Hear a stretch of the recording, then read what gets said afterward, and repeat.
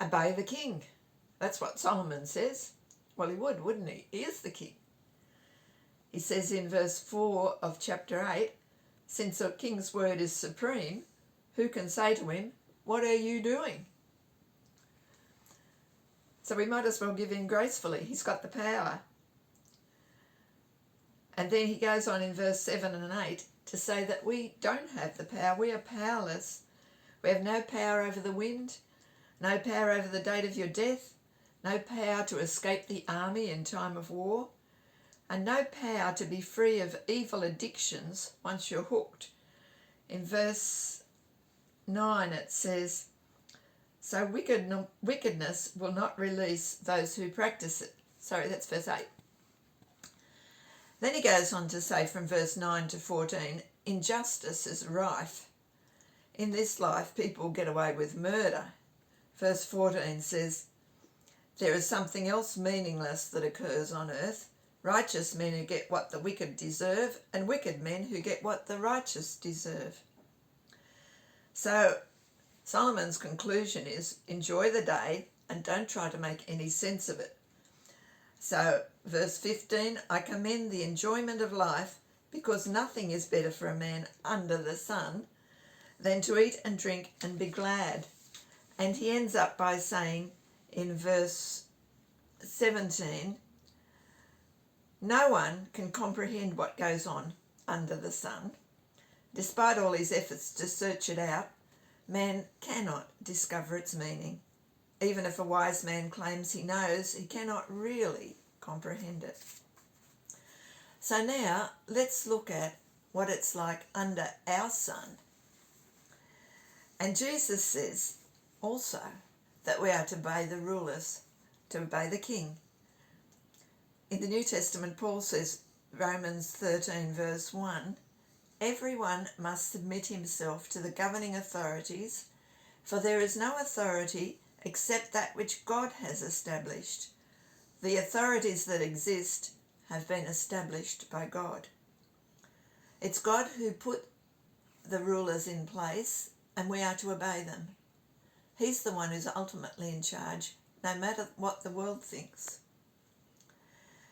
The second thing is we are to pray for those rulers and authority.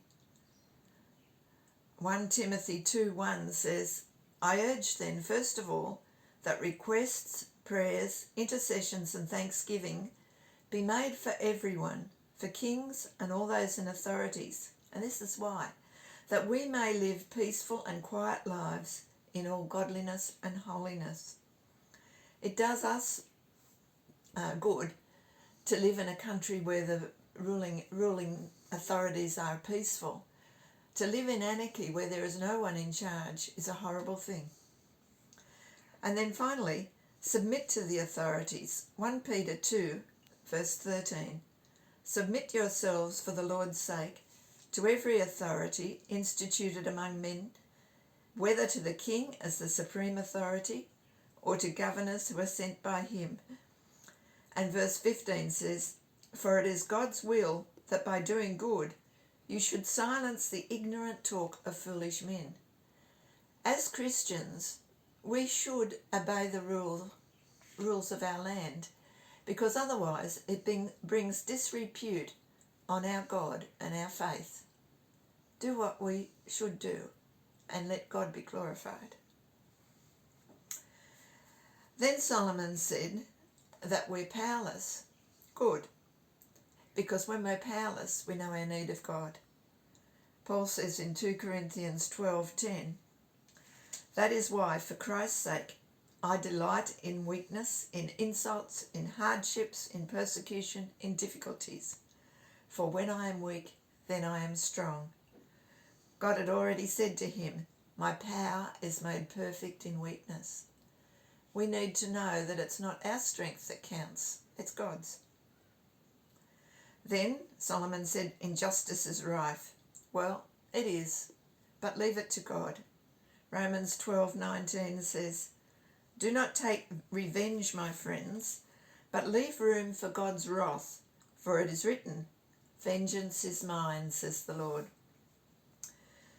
In conclusion, Solomon says, well, it doesn't make sense. But Jesus makes sense of it all.